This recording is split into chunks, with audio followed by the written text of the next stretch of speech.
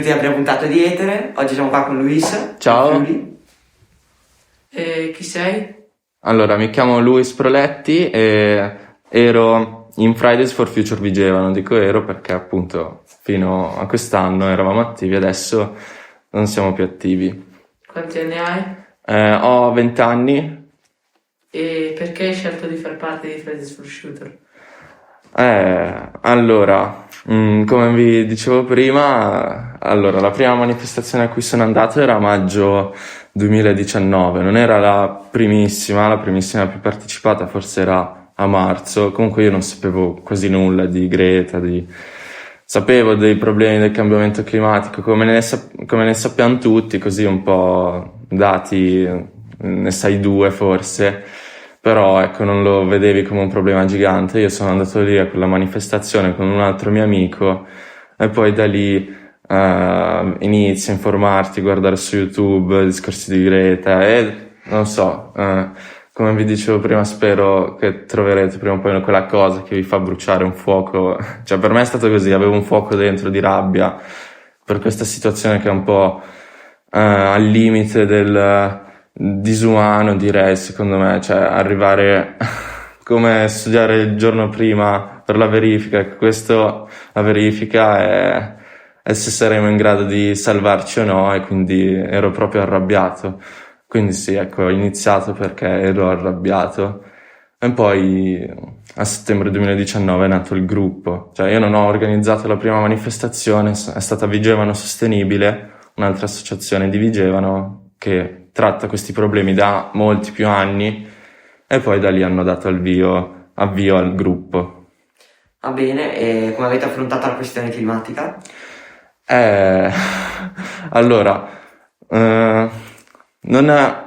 Il gruppo era formato da gente che non aveva molta esperienza con l'associazionismo. Solo Gaia, che appunto veniva da Vigevano Sostenibile, sapeva come più o meno portare avanti un'associazione, quindi abbiamo affrontato il problema un po' come pensavamo fosse giusto in quel momento, cioè ci coordinavamo col gruppo nazionale, perché non so se lo sapete, ma Fridays non ha dei capi, è un'organizzazione dove le decisioni vengono prese trasversalmente, quindi non è uno decide dall'alto e dal basso tutti ascoltano, ma è tipo, direi, la base della piramide, non c'è nessuna piramide, quindi facevamo manifestazioni. Una delle prime è stata per il Black Friday di quell'anno, e poi siamo andati anche a manifestare in altre città, tipo a Sannazzaro, che qua in provincia di Pavia c'è la più grande raffineria d'Italia, c'è un impianto più grande della stessa città, quindi una delle prime cose che abbiamo fatto è stata andare lì. Facevamo banchetti informativi, swap party, che sono piccole iniziative per promuovere una cultura più ecosostenibile, quindi lì ci scambiavamo, cioè di solito ci si scambia vestiti, lì ci scambiavamo oggetti che non usavamo più e prendevamo quelli che ci servivano, e altre cose mi viene in mente, sì, principalmente scendevamo in piazza e urlavamo col megafono, ecco, come vedete su Instagram. Durante la pandemia avete usato i social per diffondere l'associazione? Sì, cioè questo è uno dei modi con cui Fridays ha cercato di guadagnarsi l'appoggio dell'opinione pubblica, usando quasi esclusivamente i social. Soprattutto col Covid è stato così, tanto che c'è stato un giorno di mobilitazione globale che non era uno sciopero perché tutti erano a casa, e quindi si è fatto online addirittura. E mi ricordo che mi faceva molto ridere perché sono uscito dalla lezione in DAD e quello era il mio sciopero, e poi seguivamo iniziative lì, e comunque i social sì erano il nostro canale principale, soprattutto in una città piccola come Vigevano. Magari arrivare agli occhi di tutti, questo è un po' il modo principale, perché non è una grande città. In piazza sì, ci passa tanta gente, però comunque alle manifestazioni non portavamo i numeri di Milano, per dire 10.000 persone. Il massimo che abbiamo fatto è stato 2.500, ed è un numero gigante per la nostra città, però quello si è ottenuto grazie ai social. Va bene, allora ti faccio questa domanda che comunque potrebbe essere un recap generale. Cos'è in generale Friday for Future? Così Mhm. detto...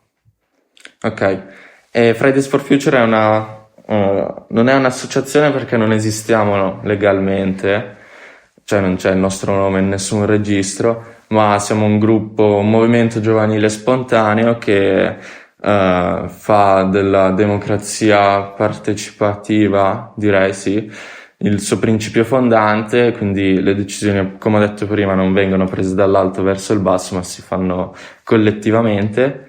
E siamo non violenti, quindi tutte le attività, proteste che organizziamo sono non violente e pacifiche e ci basiamo quasi, cioè, esclusivamente sulla voce della scienza che è rimasta inascoltata per 30 anni, ancora adesso fanno quello che possono per ignorarla e quindi quello, cioè noi siamo più un megafono per per tutto quello che gli scienziati hanno sempre detto, che sta venendo ignorato in qualche modo. E quindi sì, ho detto, siamo un'associazione giovanile, questo. Avete avuto collaborazioni con altre società o associazioni simili alla vostra? Sì, abbiamo avuto diverse collaborazioni, infatti Fridays è stata l'esperienza con cui ho conosciuto più persone in realtà di cui non sapevo nulla e che operano sul territorio, soprattutto anche Vigevano da anni. Vabbè, per iniziare con Astrolabio abbiamo fatto un'altra puntata del podcast dove ha parlato Gaia, un'altra del mio gruppo, e un progetto principale con cui abbiamo messo insieme, proprio questo era l'obiettivo, mettere insieme più realtà locali possibile, la DECA, quindi il documento che si chiama Dichiarazione di emergenza climatica e ambientale che abbiamo presentato in comune lì. Chiedevamo al comune di Vigevano di dichiarare l'emergenza e abbiamo avuto il supporto di 20 e passa associazioni, quindi di volontariato, ma anche gruppi di acquisto solidale, e nulla, erano davvero tante realtà anche con obiettivi, mission associative molto diverse che si sono unite dietro questa sfida enorme che è il clima. E poi prima di questo sì, andavamo anche in altre città a fare attività, quindi ad esempio a Voghera siamo stati sullo Staffora, che è il fiume della città, a ripulire le sponde insieme a Noi Siamo Idee, o se no anche collaborare con altri gruppi locali della Lombardia è stata una parte molto importante del nostro lavoro. Va bene, quali sono stati i vostri più grandi traguardi e anche le vostre più grandi difficoltà? Allora, partirei dalle difficoltà, perché purtroppo il nostro gruppo è nato, cioè abbiamo avuto solo 6 mesi di attività senza il Covid, quindi la maggior parte della vita di Fridays è stata in DAD, potremmo dire, e lì è stata una grande difficoltà perché come fai a protestare online e a coinvolgere soprattutto ragazzi come voi, ma anche della mia età o più grandi, che dietro questa sfida che magari è la prima volta che l'affrontano. E quella è stata una grande sfida. Paradossalmente lì abbiamo avuto un boom di membri che in qualche modo ci siamo dovuti adattare, gestire. Però ecco, quella è una grande sfida. Un'altra sfida è capire come affrontare questo problema a livello della città, che voi direte, Vigevano, che problemi ambientali ha, non siamo a Milano così, però ci sono molte cose che vanno, molte battaglie che vanno portate avanti, penso ai supermercati di cui siamo invasi forse, e questo cioè sono piccoli aspetti di un problema gigante che qua si possono affrontare, solo che lì bisogna iniziare una discussione e capire da dove iniziare, quello si è fatto anche con le altre associazioni. Una delle più grandi conquiste invece direi vedere ragazzi cioè di età che vanno dalla seconda superiore fino a chi si è già laureato, mettere insieme le loro forze, provare ogni settimana col Covid magari mettersi lì in chiamata e decidere ok cosa facciamo, come lavoriamo, e appunto ognuno ha esperienze diversissime, quindi quella è stata una grande conquista secondo me, e soprattutto anche vedere che a livello locale, anche se non si ottengono i numeri di Milano o di Roma o di altre città giganti, le persone comunque vengono alle manifestazioni. E ecco, quella sì, è una bella conquista. E conquiste concrete, purtroppo, se non vedere che le persone ci sono e si interessano, non ne ho, però secondo me è giusto dirlo perché questo è un problema gigante e si può avere anche grandi sconfitte, quindi anche il progetto DECA purtroppo si è arenato e il documento è lì in comune, l'abbiamo discusso con il sindaco, gli assessori, i consiglieri, abbiamo ottenuto anche supporto da varie parti politiche, anche se il progetto in sé è apolitico, cioè è apartitico, non apolitico, perché se ne parliamo in quelle sedi è molto politica, però ecco, si è concluso con noi non dichiariamo l'emergenza perché non crediamo ci sia un'emergenza, quindi quella è proprio una cosa che mi spiace sia andata in questo modo, perché riponevo più fiducia nei nostri leader locali. Ok, che cosa avete ottenuto in questi 2 anni di attività a Pieve Vigevano? Allora, come dicevo prima, secondo me un sacco di esperienza con persone che arriva da ambienti diversissimi, scuole diversissime, e cioè vedere persone impegnarsi per questa causa è stato un grande traguardo che ci porteremo dietro tutti insieme. Adesso io non sono più un attivista per motivi diversi, per lavoro e studio, però è una cosa che mi ha formato tantissimo. Poi anche sicuramente persone, cioè è l'effetto Greta secondo me che abbiamo provato a portare nella città. Anche noi siamo stati ispirati da Greta, una ragazzina in un paese lontanissimo, quindi lei è stata quel sassolino che ha messo in moto noi speriamo di essere stato il sassolino per qualcun altro, far vedere che queste cose non si possono fare solo lì nelle grandi città o se hai successo. Noi ci abbiamo provato, quindi quello secondo me è un grande traguardo. Poi sì, ecco, questo. Ok, invece cosa stanno facendo i politici riguardo al clima? Allora, vorrei poter dire abbastanza, ma devo dire che non stanno facendo abbastanza, purtroppo. Anche con l'ultima COP abbiamo visto che si gioca sempre al ribasso. Si dovrebbe parlare di annullare le emissioni entro il 2030, secondo noi, almeno per i paesi ricchi, e invece si parla ancora di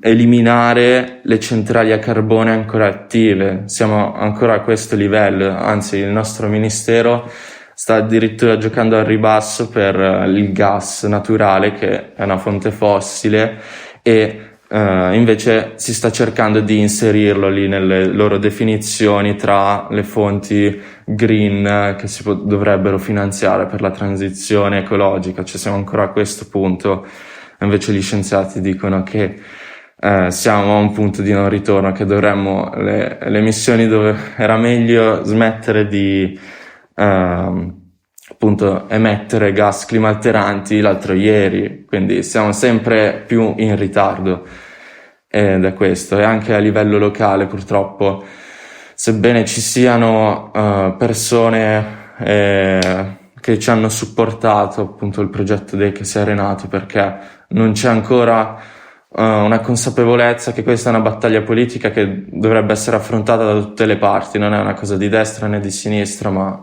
è un problema che destra, sinistra, centro, chiunque, noi cittadini comuni, loro e le aziende dovrebbero affrontare insieme, e invece si sta ancora parlando di lo affrontiamo o no, quindi purtroppo non stiamo facendo abbastanza. Cosa ne pensi dei giovani d'oggi? Se stiamo migliorando o peggiorando rispetto allo scorso secolo? Allora, secondo me Cioè, allora, io sono un ottimista cronico, però anche realista. Secondo me